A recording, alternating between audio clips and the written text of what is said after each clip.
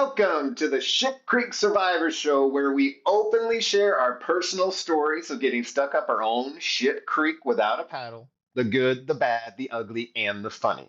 But most importantly, we celebrate how we got out of those shit creeks and we share the information that we learned so that others can get their lives moving in the right direction again.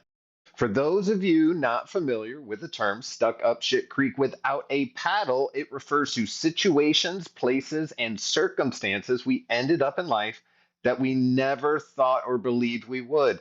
And then once we found ourselves there, we did not believe we would ever get ourselves out, but we did. Shit Creek Survivors is about sharing stories, finding support, and realizing that even when things feel like a total mess, there is a way forward. Okay. I'm joined once again by my friend and former police partner, Dennis Kaufman. How are we doing today, Dennis? That's me. I'm doing well, brother. How you doing today? I am doing good. We are talking, so it's a good day. In the last episode, we discussed resilience and how it's not just being strong and powering through situations. The more I reflected after the episode, it seems like resilience is more about being a ping pong ball and or not a pinball. And regardless of how that ball is pushed around as it finds its way back down to the paddles, or I guess the gutter where it's kind of collected at the end, it's gonna end up there. There's no stopping it. It's gonna get bounced around, it's gonna get pinged around, but it's gonna get there. That's how you are. You just, as long as you don't quit, you will find your way. Okay. What were you And gonna you say? take a look. I was gonna say. I was just agreeing. Yeah, and additional, like, it's not you, like you said. It's not just staying strong and pushing through. I mean, it is in a sense, but it's not necessarily the same steps. Like, you can take a Yeah. really big step one day, and you can take a little half step back the next day. But as long as you're still focused on the goal and you're still moving towards the goal overall, that's the only way to get out of the hole is one rung at a time by climbing a ladder. You can't just jump out the top of the hole and you're out of it. You've got to work on it, and it takes work. Stay focused, stay positive, look at the goal, look forward, and keep moving forward as best you can. Little rock, big rock, whatever it takes. Move something. Yeah, it's about adapting. You know what I mean? I look back now and I'm like, man, I was so strong-headed. I'm like, if I get in shape, things will be better. Nothing will get in my way. And that's how I lived my life, whether I was in the gym, whether I was at home. You know what I mean? I just had this like very tunnel vision, but it almost was like saying I'm not allowed to be happy until I get to where I'm going, because that's what I know is the answer. But it turned out when I got there, it wasn't the answer. I needed to do something else. So it's like figuring out a way to climb out of the hole, but finding out it only gets you halfway there. You're like, no way, I've worked so hard to get here. I'm not going to work any harder. And then eventually you're like, well, I'm still in the hole. I better figure something else out.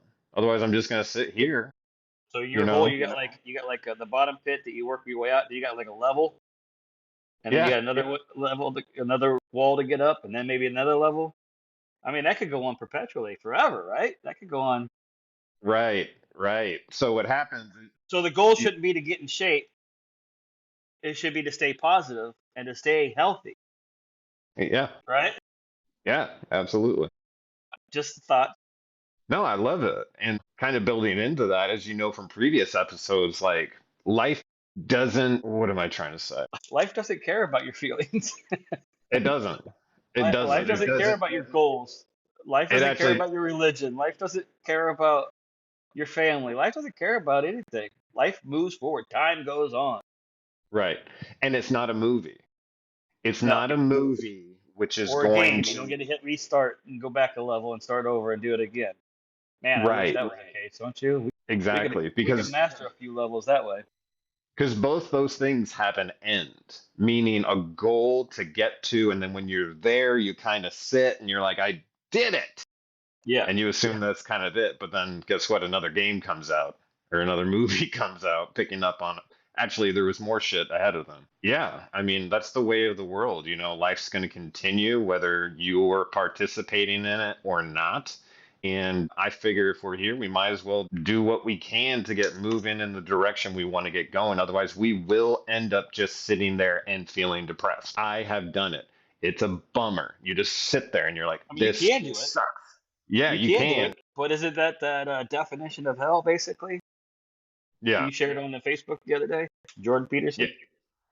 Yeah, he basically said the idea that, well, if you're, at rock bottom, you can choose to stay there, but that's hell. And as you stay there, you're going to come up with reasons why it's unfair and you're a victim, and you're actually creating a terrible situation for yourself compared to saying, you know what, no matter what, I'm going to try. And then you keep moving and get yourself out of hell with the effort and commitment that you put in. So basically, time and commitment. Yeah. Yeah, so it's just getting moving in the right direction. So, speaking of that, I thought there'd be some funny stories that I could share with you, like I was saying. So, one funny story that, I didn't see coming is I'm in the gym, right? And I'm back in the gym. I'm sober. It's the first couple months, 3 months, something like that. I'm really kind of putting in the work. And like I was saying, that was like my one goal. I wasn't going to be happy until I, got that moving in the right direction and, you know, got to an acceptable level in my mind. And I'll talk about that later. But, one day I'm at the gym and I'm working out. And then I go over and I sit down. And I believe now that I was kind of like sulking, like I'm going through the pain, this is where, this is the unhappy part, this is blah, blah, blah, blah, blah. And this girl walks up and introduces herself. And at this point in my life, like I didn't talk to anybody, right? No one, I didn't engage, I didn't look at anybody, I didn't anyone looking at me. I just stayed to myself, total isolation as best I could in public while I was working out at the gym. It was a Gold's Gym. And this girl walks up and she introduced herself and said, "Hi, I just wanted to say, it kind of looks like you're having a hard time. And I was wondering if I could do anything to help." And I'm like, Hubba "No." hubba. Yeah, I'm like, well, I didn't see it like that. I was like, "No." You know what I mean? Like I was just like, get away from me. Exactly. Get away from me. And she's very, very in shape, like muscle, boom. And uh I go, "No, I don't need anything." She's like, "Are you sure? Because, what I do is I try to work with veterans since I'm a former Marine, and I try to work with injured individuals and get them moving back in the right direction physically, and anything else I can do with them to help them, that's great." And I'm That's like, awesome. yeah, I'm like, okay, whatever. And I look at her and go, "Do you know who I am?" And she goes, "No, it just looked like you were having a hard time. And I work with individuals who are struggling. I'm a trainer. That's what I do." And I'm like, "Okay, well, She this recognized the is, fog over your head and the I rain coming guess, down, yeah, like the the rain peanuts, coming down, like the peanuts comic yeah, where like, the little cloud was just over your head. Yeah. yep." And so I'm Well, like good on her. sulking. And then I think by telling her what, like, kind of who I am, well, I'm the officer who got shot in the face, blah, blah, blah. I don't know what you could do for me. And she tells me, "You know what I'm going to do is I'm going to create a training program for you." I'm like, I don't have any money to pay you for a training program." She's like, "I'm going to do it anyways. And I'm also going to put down a diet that I think you should follow and that might help you get to where you want to go faster." And I'm like, whatever. And I go, "All right, fine, fine. I'll accept your help. What's your name?" And she says, "Alicia." Kate's legal name is Alicia. So yeah. So now I've got to go home and tell my wife, who pulled me out of the coma, who taught me how to walk again, that I just met a girl at the gym and that she's gonna help me for free. And Her I name's was like, Alicia "No." too.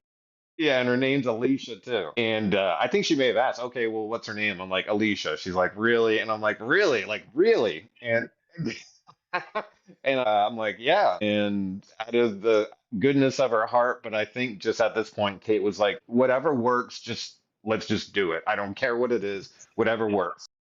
And within 48 hours, I had a new diet plan, I had a new workout plan, and then Alicia was meeting me at the gym and we were working out together free of charge. And it was huge for me. It was crazy that, it felt like God sent her because I'm there struggling, I'm praying. I'm like, "God, I'm trying to get to from point A to point B. What am I going to do?"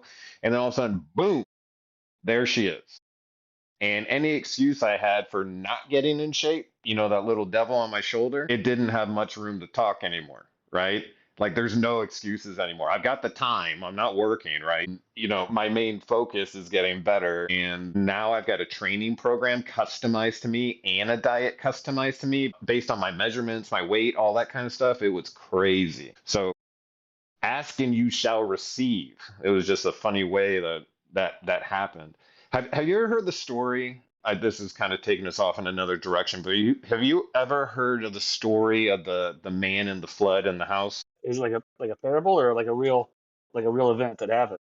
I think it's more of a parable, but the way it goes is there's a huge storm coming, and the guy's in his house, very religious, very religious, and the entire community has been ordered to evacuate. He's like, Yeah. I'm not going anywhere. God's Yeah. Keep got going. Keep me. going. Yeah, God's got me. And so a police officer shows up, pulls up in the driveway, and says, listen, sir, you need to leave now. The storm is coming. The water is going to rise. You will not be okay in this house. He's like, no, God's protecting me. He's got me. No worries. So the cop drives off, basically makes a note saying that he refused service or whatever it is, and the storm comes in. The water starts rising, and the man has to go to his second story. And some first responders show up, and they're in a boat. They start tapping on the second story window. Get in the boat. Get in the boat. Get in the boat. We gotta go. The storm's gonna get even worse. And the guy goes, nope. God's got me. Hmm. And they make another note. This guy refused service. We got other people to help. We got to move. And so they go. Water rises even further. He has to cut through his roof to get on, or through the interior of the roof to get on top of the roof. He's on top of the roof. A helicopter comes flying in.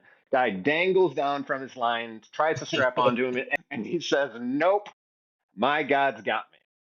Helicopter goes away, and the man drowns. So the man drowns.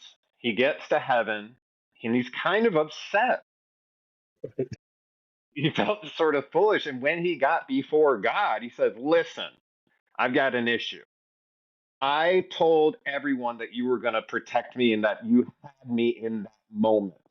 Where Right. were you? I died. And God just calmly looks at him and says, I sent you a police officer, I sent you a Right. boat, and I sent you a helicopter. What Right. else do you want me to do? Right. Can't make you get on it. Can't make you get on the boat. Can't make you leave with the police officer. And that's free will as well. Right. Good point. So, like, talking about like Alicia, that was like a moment. I was like, Right. I I think I just got to There's a life go for preserver this. thrown at you. You might as well grab it. Yeah. And she's literally spending time with me that she could be spending with someone else making money. Like literally that. And she's just doing it out of the goodness of her heart. It was just insane. Well, she's And the passionate amount, about helping people that way, and she's able to do it there, and it worked for you, so it's worked probably for other people as well. yeah. After this is over, I'd like to know more about her organization. She's probably not just solo; she's probably with other people too, isn't she? Well, she was solo. Like she was an Okay. individual doing it on her own. Now she is Well, no give her a shout longer. out. Maybe somebody else it lives in her area could use her services and pay for it. Yeah, yeah. You should give her a shout out if she She's wants in to. the I will. I'll talk to her first really quick because I'm not sure if she's doing any more training because she was offered a position with a company that I think she pretty much couldn't Oh, refuse. okay. So it took her away from that. I think COVID was a catalyst to that too. It's hard to be a trainer during COVID. So she had to kind of like reposition what was going on, but it really worked out for her. And, Alicia, if you're listening, thank you so much for helping me. I owe you forever and always. And you're one of those people that I can just text out of nowhere, like Kaufman, and be like, hey, what's up? And then you might respond. It might be 2 days later you respond, but you respond. And that's what friendship is. It doesn't have to be glued together all the time. It's like after years being able to call someone and being like, hey, how are you?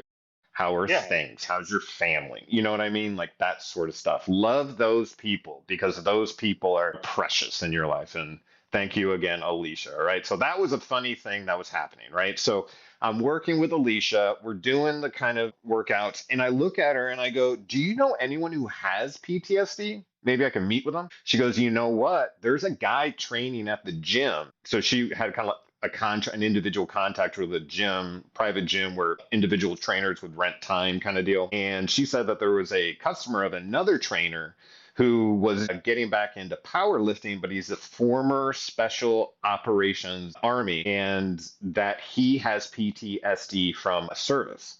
And I was like, oh man, she's like, do you want me to set up a meeting? And I'm like, yeah, let's do this. And the guy said he wanted to meet at the park, like Kirkwood Park. Everyone doesn't know that, but we're meeting at a basic like city park, right? He's like, the more we move while we talk, the easier it is, right? It kind of like loosens you up and that sort of thing. While you're in movement, you tend to, be able to talk a little better and maybe have your mind a little clearer, whatever. I'm like, you know what? That makes sense. It And so we does. go to this. It does, yeah. And so we go to the park, and this dude, big dude, heavy dude, pulls in on a brand new Harley motorcycle, bright orange. And I'm like, okay. And Alicia had told me, she's like, he's got a motorcycle, he's kind of like, you'll have to meet him to know him. I'm like, okay. So I meet him. He's kind of quiet at first. We're moving, and I'm asking him. Basically, I had already bought the story of who he was and everything like that, so I wasn't like vetting him so much. Like, well, what did you do? Where are you from? Blah blah blah. I was just grateful for his time, and I was talking about my story, right? So I was basically like, I'm so happy you met with me. Blah blah blah blah blah. Um, I have PTSD. I'm struggling. At this point, I actually didn't think I was worthy of talking to a military person who had PTSD because in my mind, I was just a police officer. So I was sort of not intimidated, but reserved. You know what I mean? I'm just grateful for this guy giving me the time. He's been vetted by Alicia. We're good to go. Who's a Marine? And so we meet a couple. We meet the next time and he pulls in this like piece of shit truck. Not that I'm judging anyone, it's just very different from a brand new Harley, and the weather was the same. So I said something, and I'm like, "Where's the Harley?" He's like, "I usually drive this around. I've actually got about 6 Harleys. I keep them at home. I've got this kind of truck, and I've got this kind of car, but I usually drive this one because I can beat it up the most." And I'm like, "That makes sense for sure. No big deal, right?" And so he was like, we're walking around the park, and he would start picking at different plant life. And he'd be like, here's a thing, and you'd like grab the leaf, and he'd be like, you know what this is? I have no fucking idea what that is. Why are we talking about that? He's like, this is blah blah blah. If you crush it up and you make it into this, it can become this, and it really blah blah blah. The smell is very, very permeable or whatever it is. And I'm like, what's happening? I thought we were talking about PTSD, but I thought it was like a guru. He's like telling me what I can eat at the park. I'm like, okay, good deal.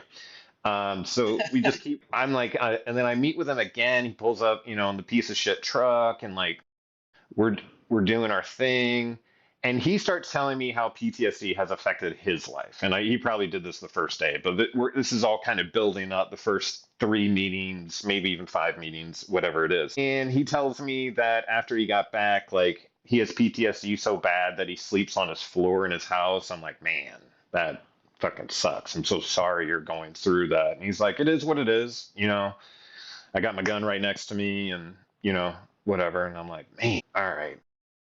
Okay. And so I'm like sharing this with my wife. I'm like, he's telling me all this stuff, blah, blah, blah, blah. Case like, this sounds really good that this guy's talking to you, blah, blah, blah, blah, blah. I start opening up a little bit more to him. I tell him that my dad was born and raised in Scotland. My mom was born and raised in England. I was actually born in England. I have a dual citizenship, and that I had done trips to Glasgow, Scotland with my dad where he grew up. And this guy proceeds to tell me that he owns a tavern in a city in Scotland on the coast. Oh wow. And I'm like, huh, okay. This Was he is U.S. Special Forces or was he British SAS? US. All right. Okay. So he's telling me this. And you know what? In my head, right as he said the Scotland thing, I was like, bullshit. Fucking bullshit. And so what they teach you in I went to a class one time that was taught by the FBI in interrogation and interviewing and everything like that. Like when someone does that to you, you don't jump in and be like bullshit, right?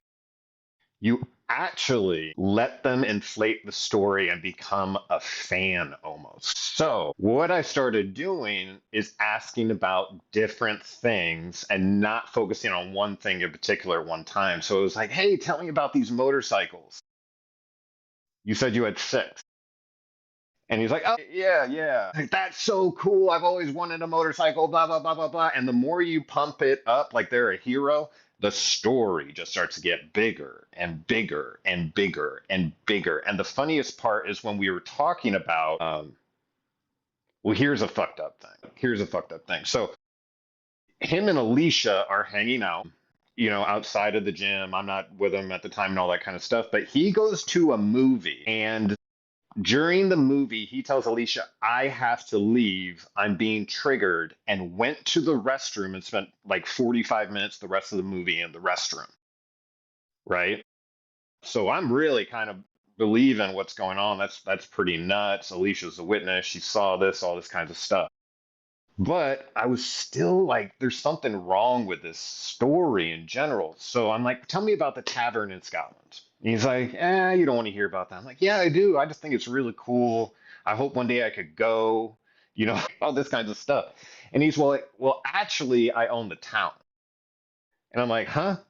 And he's like, yeah, I own the town, actually. I was able to, because of my family history, do one, two, three, blah, blah, blah, blah, blah. I'm like, huh, okay. But again, I'm like, that's super fucking cool. That's amazing.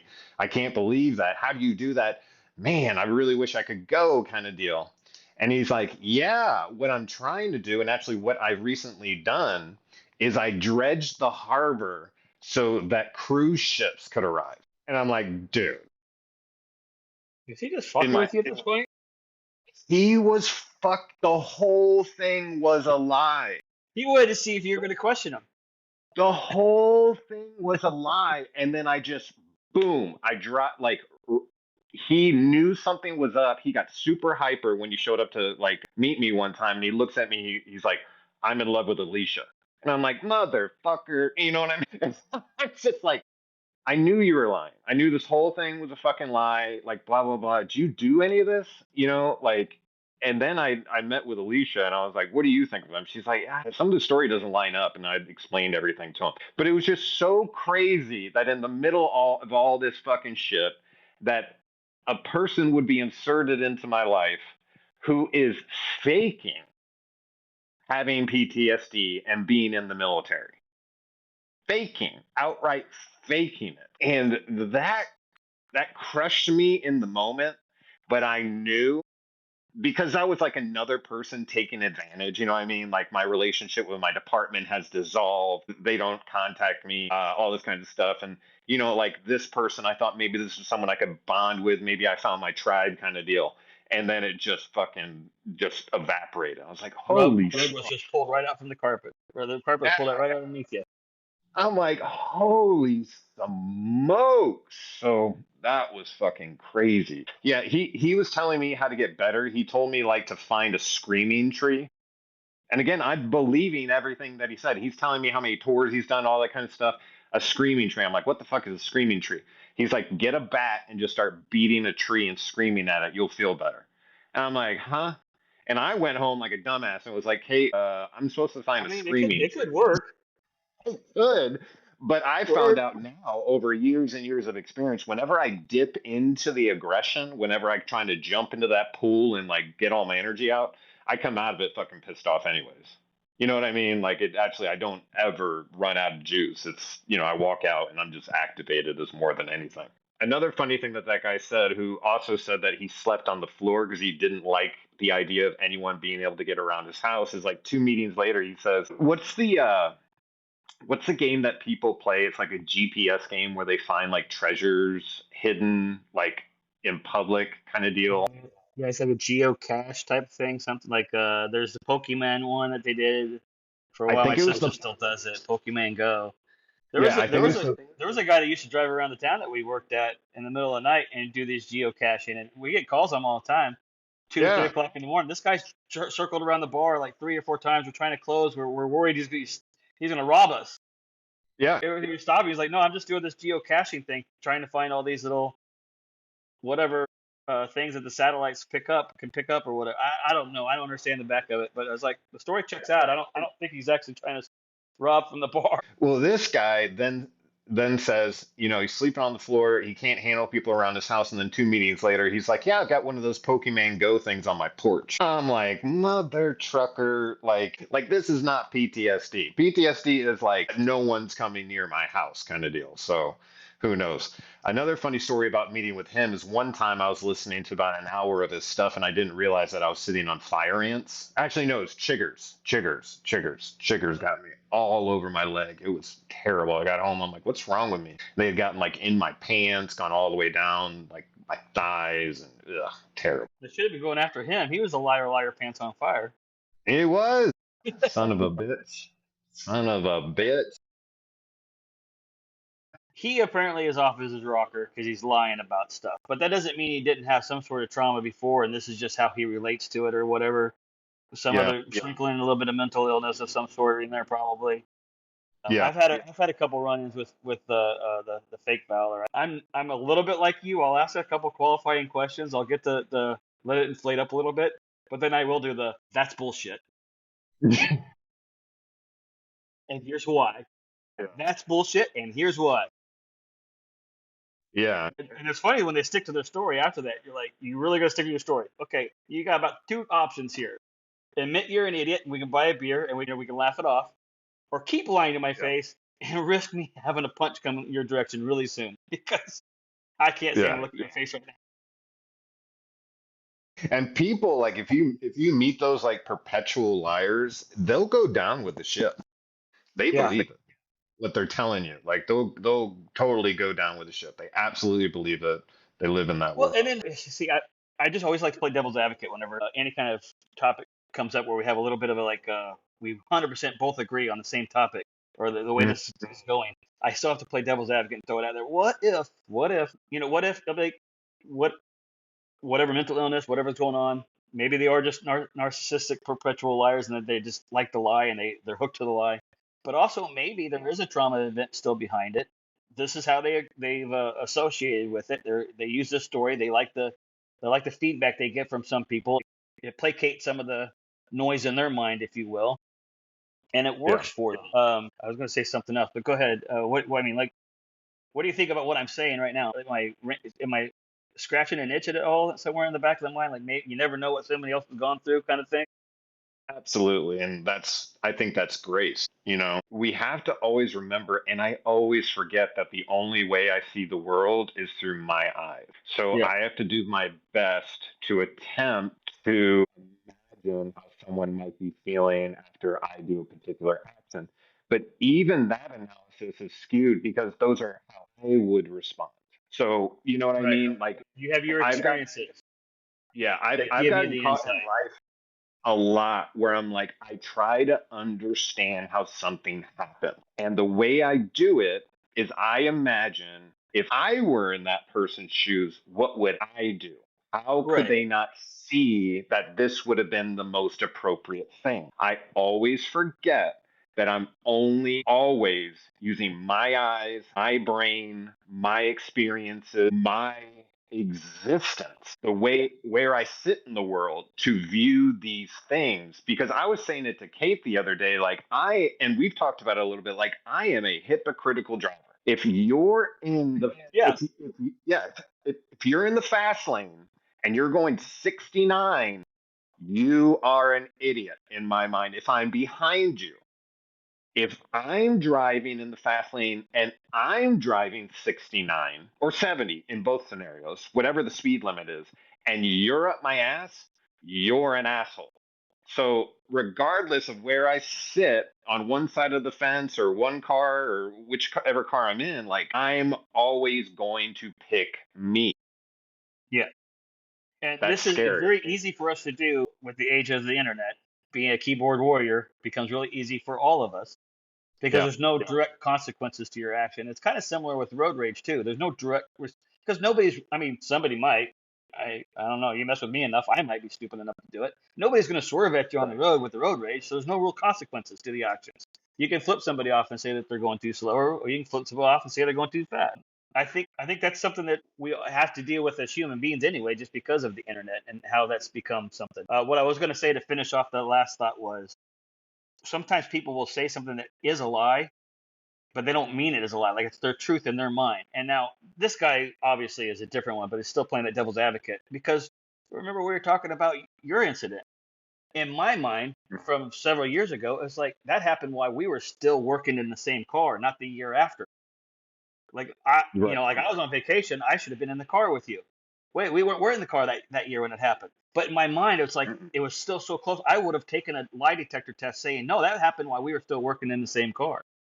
It just so I'm happened it happened so close to it that uh, 8 years later, I'm going, I think I was and I was, but I went on vacation. no. And you're like, no, no, we weren't working in the cars that year. We had just went to different units to back up other people, back up other Yeah, shifts. I'm so sorry you felt that way. No, that's not your apology. I just use it as an example to kind of talk about using Yeah, empathy to put perspective. yourself into other people's minds and thoughts. Yeah. What's going on that they think this lie is somehow the truth? It's just something to keep in mind. Now, obviously, lying all the way to the point of trying to, take money from me or whatever like that, that's a different boat. Saying that saying you went to Iraq when you didn't even join in the military to begin with is kind of a stretch. I get it. I agree. But something else be going on in that guy's mind. Yeah. Yeah, absolutely. And I'll again sit there and think, well, what could it be? What could it be? What could it be? Most likely, I'm not going to be able to come up with what it is because I didn't experience it or live in. I don't see the world through that person's eyes. It's I always on autopilot try to see the situation through my eyes where they sat. Instead of so it's important to acknowledge, but it is hard to carry out. But that's the gift of being human. Right. And it becomes harder because we've been police officers, bro. I mean, Yeah. your Yeah. experiences, your collective of experiences is dealing with some of the people in their worst moments. So when you're trying to use empathy on somebody else's life, you tend to kind of think of some negative things first. Like, what could this person be thinking? What could this person be going through? Well, were they a criminal? Not it's not going to be that drastic, but I mean, you're Or you're did you're they not shaped by make your experiences, and a lot of your experiences are shaped on bad behavior with a lot of bad events with people in their worst times. yeah, yeah. Sorry, long-winded. No, perfect. Yeah, and it kind of opens up to the idea, and I don't think a lot of people understand this, but when you transition into law enforcement or if you go into the military, you're switching worlds. Not kind of. You are switching worlds. And most of the time, the friends that you had prior to going into the military or the police force won't end up being your friends because most likely they're not doing shift work, or at least the friends you're hanging out with all the time because they're not doing the shift work. They don't understand what's going on. They don't see the things that you see. The camaraderie isn't there. I mean? Me hanging out with you and going out to have dinner and, whatever, we already have that bond just from work, working together kind of deal. And we're working in the middle of the night. What was our shift? Well, the night shift when regular shift was 6:30 to 6:30, whether it be AM to PM or PM to AM. So, that's a long time that you're out there. But switching over is, I found to be very hard. It's been what, almost 2 years since I left the department, and Yeah. I still find myself sometimes at wake at 2 o'clock in the morning, and I'll figure out I was have been working that day on night shift. You know, looking at this old schedules and stuff, you figure out like, what? I'm so used to working nights for so long because I did it in the military.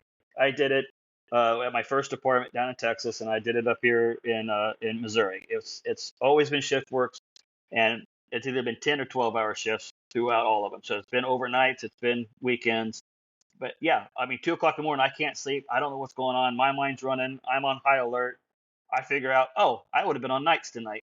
It's a Friday night, it's a full moon. I've been on nights, so I still have that inside instinct ability to like have my hair raising up on the back of my head, looking for anything that could be going on. I'm ready to go to work. Yeah.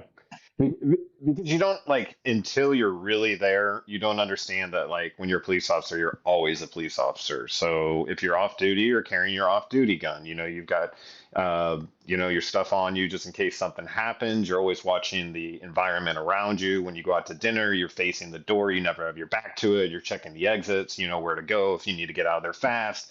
So all these kinds of things, and then all of a sudden you're not on that team, but you want to do those things anyways. And some of them I still do, and I think they're actually good situational awareness. You know what I mean? Yeah, Like I watching for will look. people's hands, watch people's eyes, but have your escape route, have your back to the door so you can see more people. I Yeah. mean, they're not horrible things. I think No. if you're sitting there going the whole time, well, maybe something Yeah. else is going on. Like if you're rocking back and forth. You can't eat your food because you're looking at everybody's hands and you feel overwhelmed. And anxiety picks up. Okay, there's more issues to talk about, more things to think about, Yeah. um, and that's That's happened to all of us too, I'm sure. By the way, you carry your gun everywhere you go when you're in the army, too, when you're deployed anyway. You always carrying your gun everywhere you go. You always have to have your most of your equipment everywhere you go. It's funny. My last deployment was to Iraq, and in that time frame, this is what 12, 2010, 2011, 2012 range. Uh, we had to wear safety glasses, shaded for sun or clear for at night. You had to wear safety glasses, and you had to wear a reflective belt over your shoulder whenever you walked anywhere on base. okay. We're in a forward area combat zone. I mean, we're getting mortar shelled.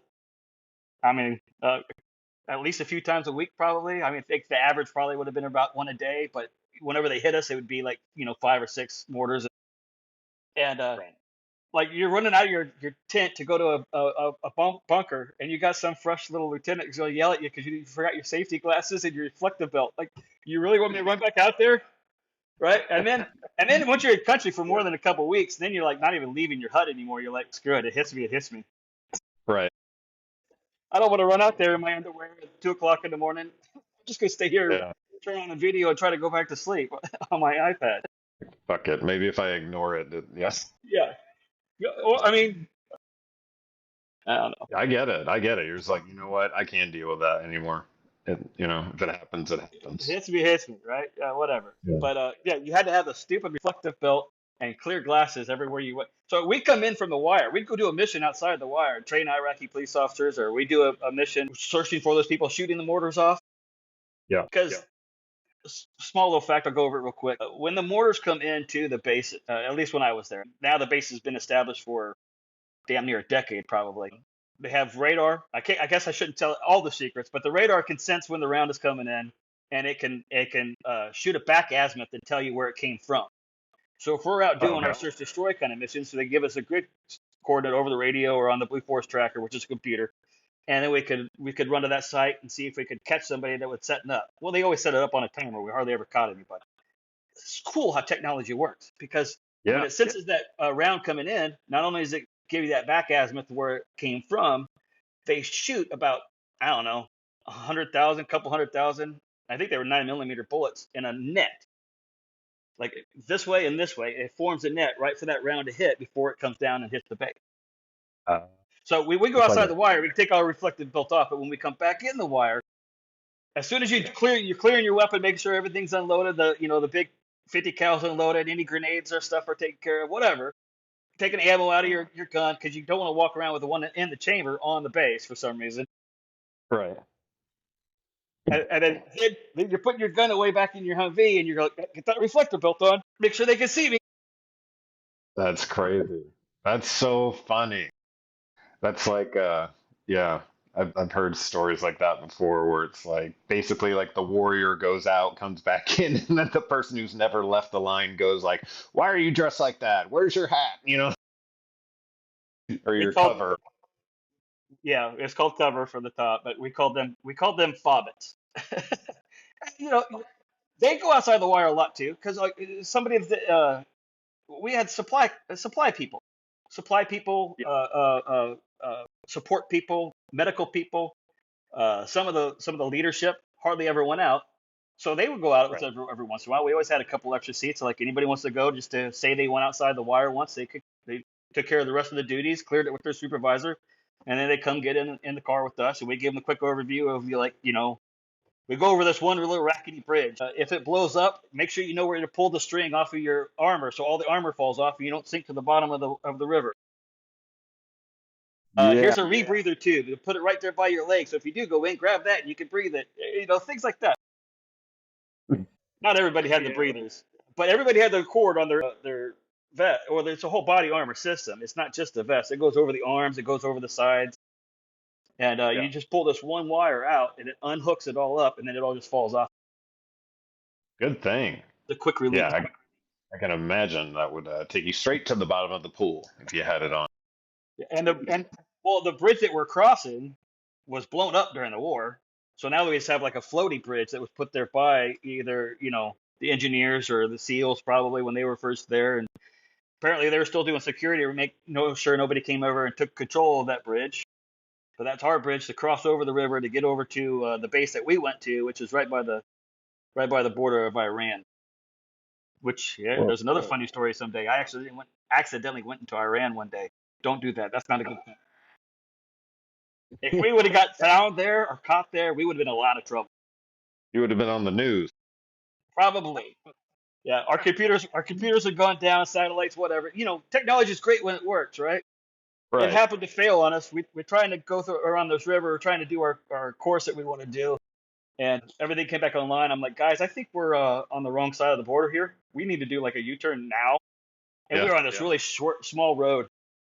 These big Humvees, we probably did like a 20-point turn just to get turned around because we didn't have any room just to go the other Right. direction. Like, we gotta get out of here Yeah. Now. now. This is bad. This is really bad. We're not gonna get support if we get in a fight here. They will not acknowledge we are They here. will, yeah, they'll Hillary Clinton us and leave us here. Hey, truth hurt. So back to not being a police officer anymore. One of the things I ran into is like you're always carrying off duty, and I didn't know if I should carry as a civilian. But I not figured out, I realized before anything happened that my PTSD ass driving around with a gun on my hip probably wasn't the best idea because Having road rage. in a lot of ways, like I felt in at times that I had nothing to lose, like I'd rather be dead. And that's a bad person to run into one day because they are going to try to just dominate the situation. So I had to decide on a personal level, I am not fit at this point to carry. And that gave me anxiety for a while because I was always used to having it.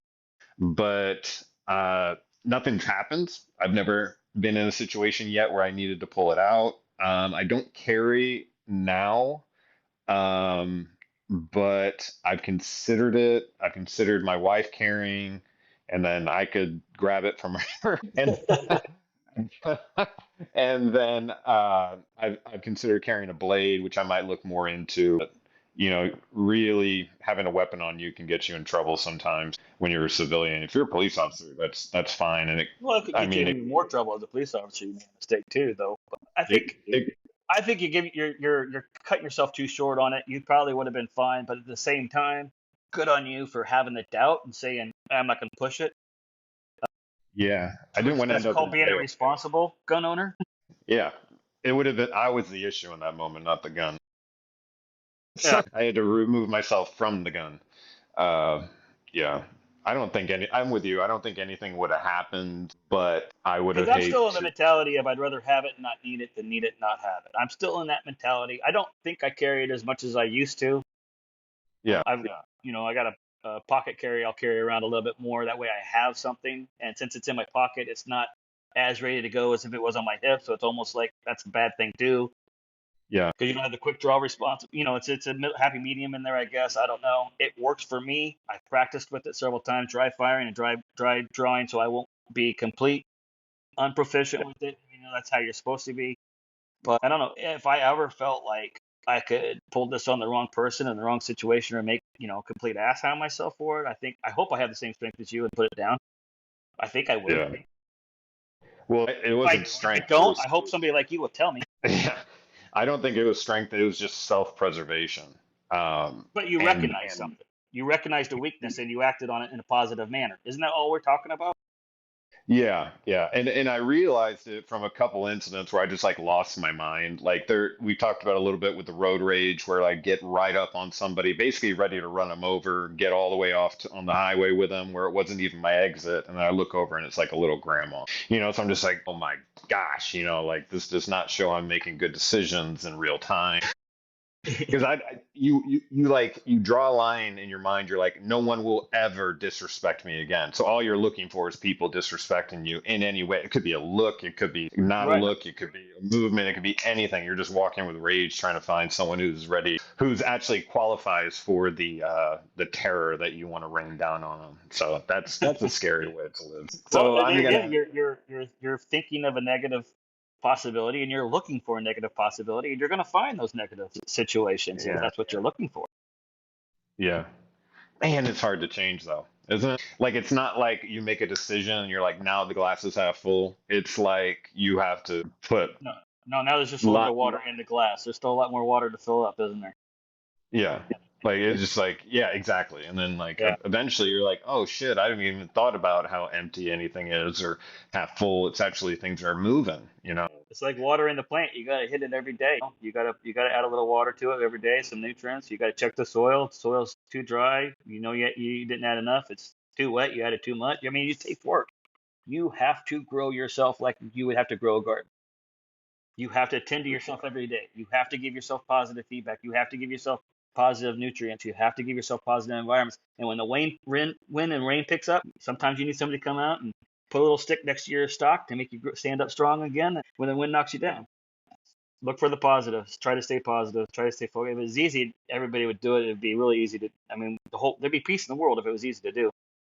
Yeah, yeah, absolutely. I think what I'll do is leaves you with one more story Sounds good. about me losing uh, my mind a little bit. But, things were moving in life. I actually finished my master's once I got sober. I had like 3 classes. So I'm doing good. It's a bumpy road, but I'm getting my master's. Boom. It's the day I'm going to get my cap and gown. I've accomplished something. I'm actually going to walk at the ceremony because why not? I mean, it was a big moment for me. It was something that I had accomplished after being injured. That was pretty big. So I was pretty Yeah. happy with it. So I figured, life's going pretty good, blah, blah, blah, blah, blah. And the way the university works, it's actually in the hometown of my parents, and it is positioned directly next door to an all-girls Catholic school. And I was going to Webster University, and Webster University had constructed this big parking garage, right? And I didn't know that the girls' school had actually gone in on the parking garage and reserved like this first deck entrance area. And when I was pulling in to the garage, because the where you get your cap and gown, the school store was like attached to it. I'm coming down and I take the first right turn, and it looks like I'm entering, and then I realize, oh shoot, I think I'm. This doesn't look right, and I pull up, and there's a lady there with a little high school Catholic girls' school girl standing next to her. And I pull up and I'm like about to apologize. And I lower my passenger window and she grabs a hold of my truck, puts her head in the window, and says, if you park your truck in here, I'm going to have it towed immediately. You have no right to park here. This is bullshit, blah, blah, blah, blah, blah. I don't think she said this is bullshit, but she was coming at me like from that angle kind of deal. And I was just like, it's time. It's time. This Oh is it. shit! I'm sorry, brother. Sorry. Yeah. And I'm like, it's time. So I just look at her like calmly and I'm like, I don't know who the fuck you think you're talking to, but I thought this was for the college or for the university. I'm more than happy to change where I'm parking. There's not a whole lot of signage. I made a mistake. I don't understand why you're talking to me in front of this young girl. You're setting a terrible example. You're not a good person. You know, And you probably said it that calm too, right? maybe, but it was articulate and there was no cussing. Like real hardcore cussing, right? And the high school girl, is like looking at the teacher or whoever administrator she was, just like open jaw, just like smiling too, like, oh my God. And I'm like, I so wish I'm I had like, my phone to record this. I know. So I'm like, ma'am, I'll go, I'll fix it. And I drive off, right? I drive off. I go inside. I get my cap and gown. I'm asking the ladies inside, hey, have you ever seen that lady out there for the high school, talking shit to people who were accidentally pulling into the wrong garage? And they're like, no, I've never heard of that. So I walk out with my cap and gown in hand. And everything up to that had taken place near the garage, which is actually on Webster University property. Across the street is the private school outdoor parking lot, and I see her in the parking lot. So I decide I'm going to double dip, and I'm going to go over there and go over there and tell her again because this is it. This is it. And I go over to her and I close space. Looking back at this again, like a not a proud moment, but because nothing happened, I'm sharing it and laughing at myself. And I was being an idiot.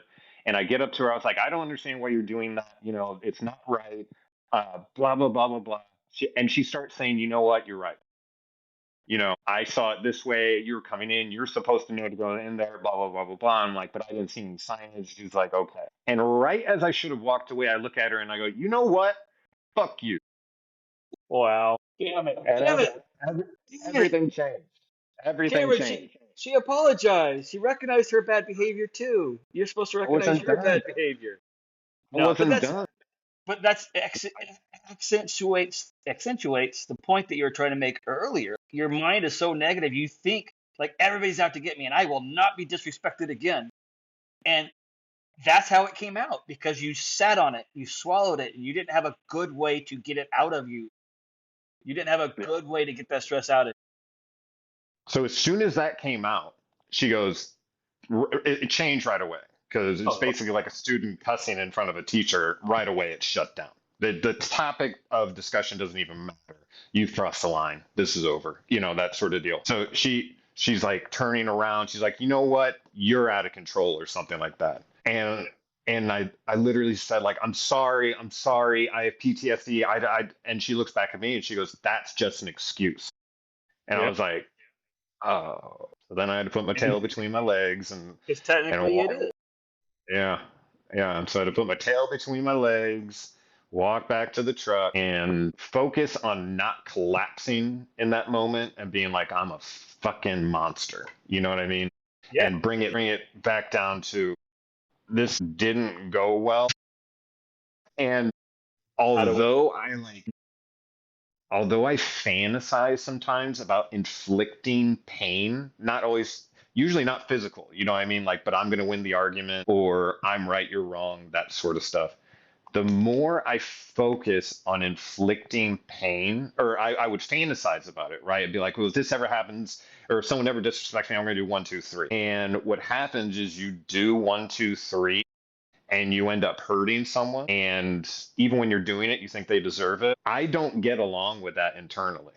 Like Yeah. it doesn't work for me. Like it doesn't help. It makes things so much worse because in a lot of ways you're doing what you're so upset about, Yeah. what other people you even perceive are doing to you. So it's kind of like it's You're nuts, but perpetuating the negativity in the situation that's going on around you. You're yeah, making it worse, yeah, even for though you sure. think you're making it better, or you think Yeah, you're standing up for yourself. You're not. You don't even think you're making it better. You at least think you're standing up for yourself. You're not yeah, really. You're just kind of making it worse.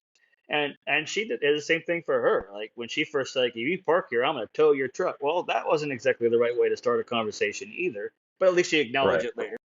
And you're acknowledging later now too. So we learn from it. We move forward. Yeah. Oh, you can't do. Yeah, exactly. And the reason I shared these stories because they were like along the way. They weren't Yeah. they have nothing to do really with like what being shot, but they were like along the way to recovery from like PTSD or getting better, getting to a more stable situation. Because I think I had lots of moments where I like you have a situation like that and you're like, this isn't working. I'm gonna quit. You know what I mean? And that's where like the door opens to suicide again. You're like, wouldn't it be easier if I just was able to Right. go? In my case, I was like, heaven was so nice when I was there. The one drawback was like, will they let me in if I do this? Like, if Right. God decided, If God decided that that gunshot wasn't going to kill me, and what would happen if I decide that this one is going to kill me? You know what I mean? So I'm like, I felt like kind of like trapped in it. So you're just like, and back Life. to resilience, it just turns out resilience just isn't giving up. Even if you're like stuck in place for a little bit, it's like having that nagging feeling that I need to keep moving and just entertaining that feeling and maybe coming up with an idea and then eventually taking a step that you'll be so proud of just taking that first step. Yeah, there's many Then you things that we're can going to, start to enjoy every step in the right direction that happens then on yeah, out.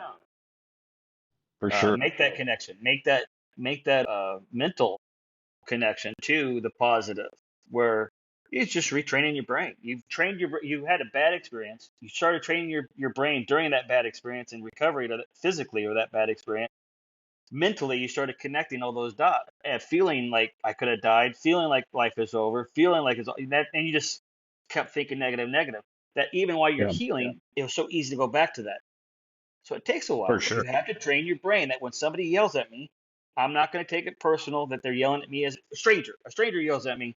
It's not personal. There's a miscommunication going on here. Let's get to the bottom of it. And I can get to the bottom of it without being angry and lashing back at that person. And we're going to get through it better. We're going to get through it faster. And looking for the truth, figuring out the truth, figuring out, doing it in a loving, respectful way, you can get through anything.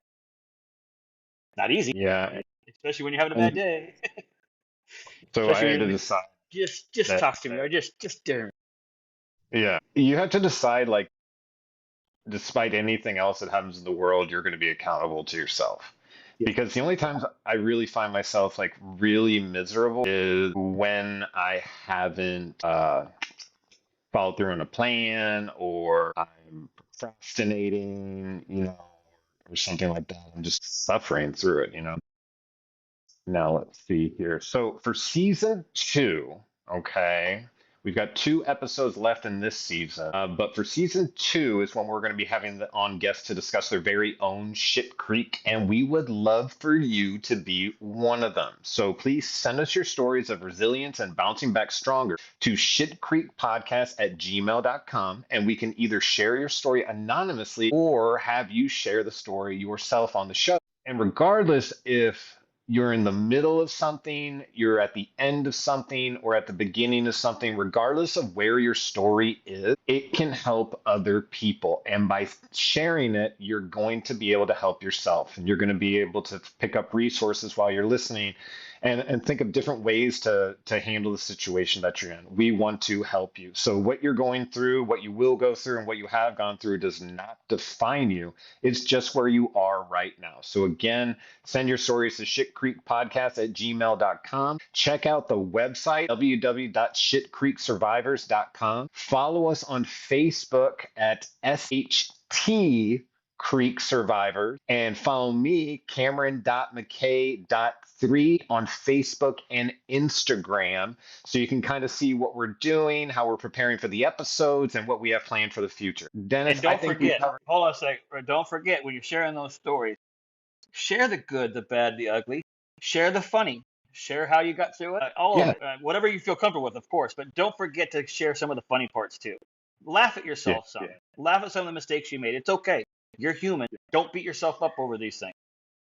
And you're helping somebody else. Not only are you freeing yourself by kind of getting it out Yeah. in the open, I know that that does it for me, but you may not realize it when you're doing it, but you're going to be helping someone else who's in a situation where they're having to make a decision that's very, very important. And they don't know if they can make the decision to even start trying. So if you've decided to start trying and you have a burning desire to change your life and get it moving in the right direction, just hearing that is going to help the person who's decided that they never will try, or trying isn't for them, or if they try, they won't succeed, or I'm not going to be embarrassed. You just stepping up and saying, I'm going to stand in the arena of my life instead of in the stands is going to push people forward and it's going to empower you.